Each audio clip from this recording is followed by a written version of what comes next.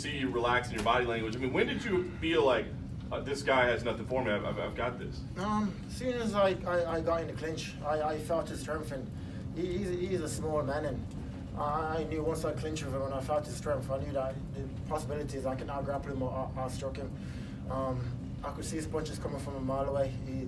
His range is not very long, and so I knew from the first, second round that if I keep doing what I'm doing, I'll get the victory. This seems to set up the Masvidal fight pretty clearly. I mean, that seems to be the one that everybody wants to see. Give us an idea of when you'd be ready to fight. I mean, when do you think that makes sense? I mean, I know you'd like a title shot if it happens, yeah. But if Masvidal's the fight, when does it make sense to happen? I want to fight again end of the year, so October, November, December. Anytime then, I'll be ready to fight. This fight was a late notice.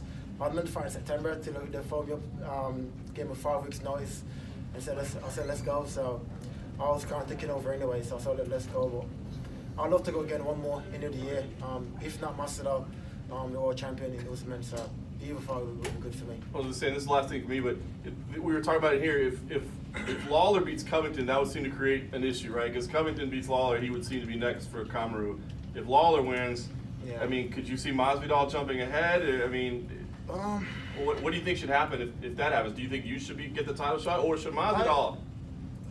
Who is Masvidal beat? You know what I mean? He beat Ben Askren. Ben Askren has fought nobody. He got a close victory against Robbie. Apart from that, I couldn't tell another person that he's beat. That's a big name. He went to China or wherever it was, stacked up like a 9-0 record, and came to the UFC, talk a bunch of shit. And then he got to like number 5 above me, which is weird. I'm on an 8-fight win streak now. I'm ranked number 11 in the world. That's crazy. That's second most of the world champion. That's madness. That shows it's not about the fights. It's not about technique. It's not about winning. It's about just talking trash on social media. That's what gets you up there. And so I think I belong in top 5 at least, if not world title. You mentioned you're on an 8-fight winning streak. Do you feel like he wins over Gunnar Nelson and Cowboy Cerrone, and now the former champion at lightweight? Do you feel like you're finally going to get that respect that you think that you deserve? I'm at the point where I could not give a shit no more. I'll do what I need to do. I'll believe in myself. I believe in my team.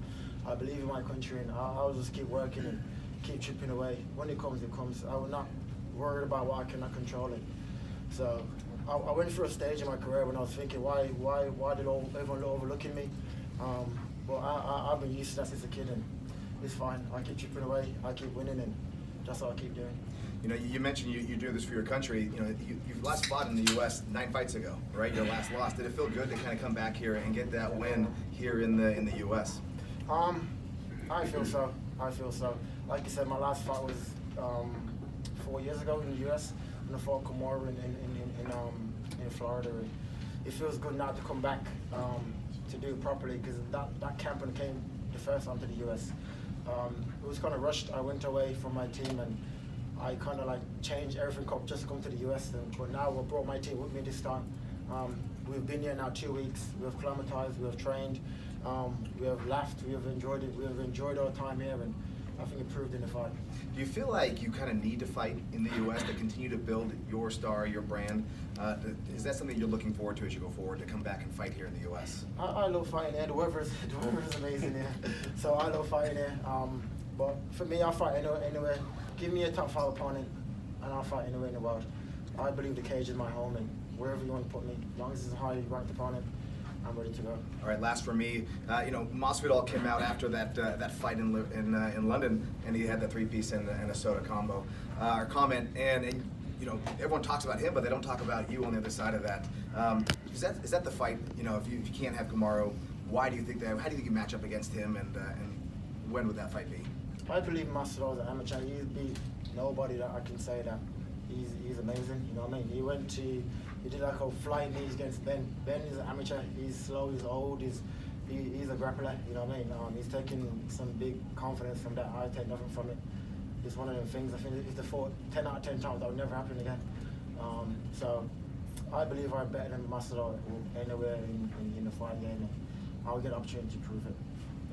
Thank you. You talked about your upbringing before the fight, and now that you put away RDA and you're that close, you're one shot away, or maybe even next in line for the title. How does it all feel? Like, does it feel surreal to be in this moment? It feels crazy. Like I said, I was born in poverty, and I grew up in poverty, and to to be doing what I'm doing in life, and it's so real to me sometimes to look back and to see the stuff I've achieved. I'm fighting on ESPN in America in the main event.